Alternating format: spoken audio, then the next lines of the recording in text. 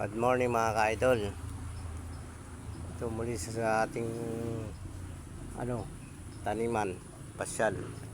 Tinitingnan ko itong taniman natin. Ayan. Ayan yung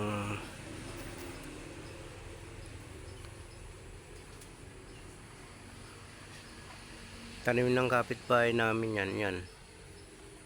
Malapit dito sa pwesto ko. Pag yan timigas-tigas na, nakawin na naman yan. Katulad yung isang puno, ayun oh. Ayun sa ayun sa bubong. Ayun oh, nakasandal. Wala nang bunga yan. Ninakaw na mga ka-idol. Ganyan kalupit ang mga magnanakaw dito. Nag-aabang lang. Nag-aabang lang sila.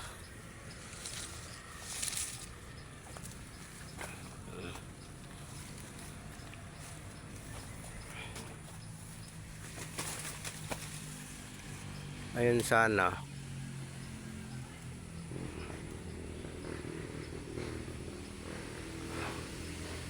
May bunga sana yung sitaw doon. Oh.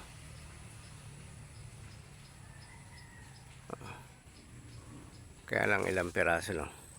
Painugin ko na lang yan para sa pantanim muli sa susunod na taniman. Yan pa saging mga ka-idol. Oh, bali dalawa yan. Sa kapitbahay namin yan. Nagtatanim.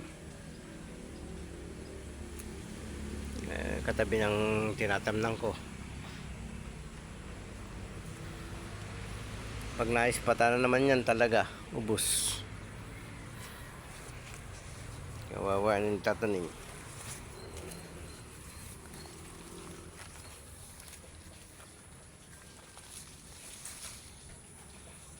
Yung mga siriguelas mga ka-idol, maliit pa.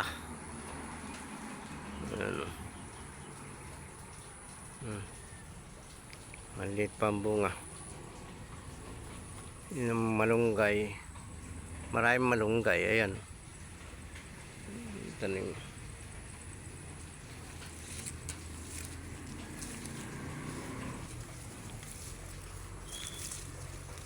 Kawawa naman itong papaya.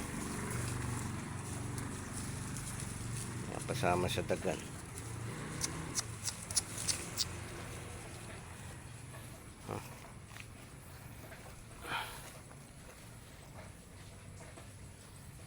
Ang taas na sana.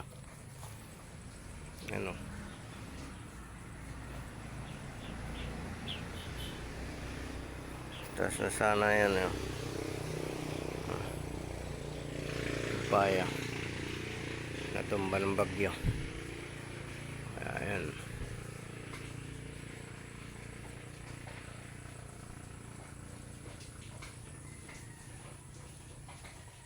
Kaya mga ka-idol nga, ayan naman ay rambutan.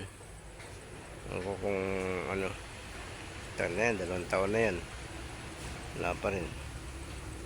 Tapos yung natumba kong saging, ayan.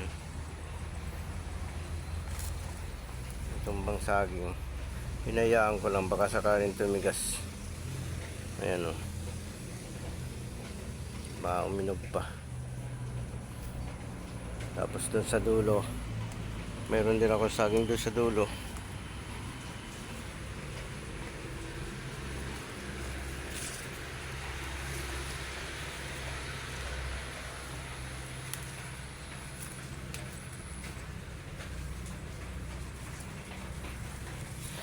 Ayun.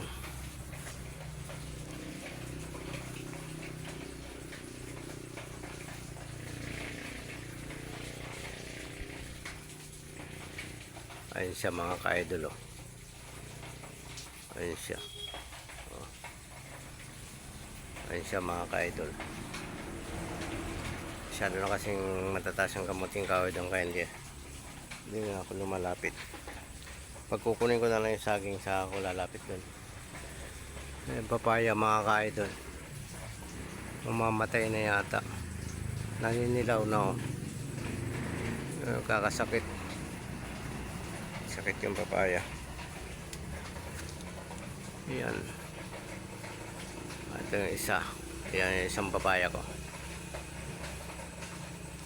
Yan. Yan mga ka-idol. Siguro mga January, linisan ko ito. Magtatanim ako ng panibago. Kung anong may tatanim na mga gulay-gulay dito.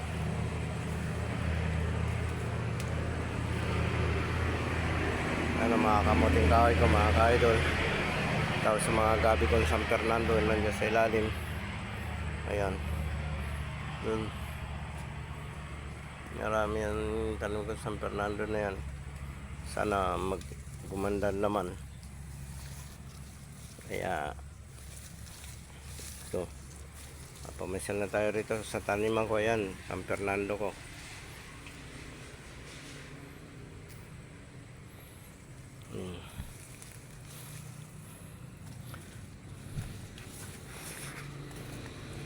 Yan o. Gabi. San Fernando. Sana gumandang laman yan mga ka-idol. Wala pa mga gulay na sarguelas. Dapat tayo makukuha. Ito yung sa likod to ng ginawa nilang housing. Pero hindi naman napapakinabangan. Hanggang sa nasira na sira. Iba pinaparkingan lang ng mga sasakyan. Kung sino-sino. Kaya sayang ang binudget dito, pero okay lang, talagang ganun. Kaya mga ka-idol,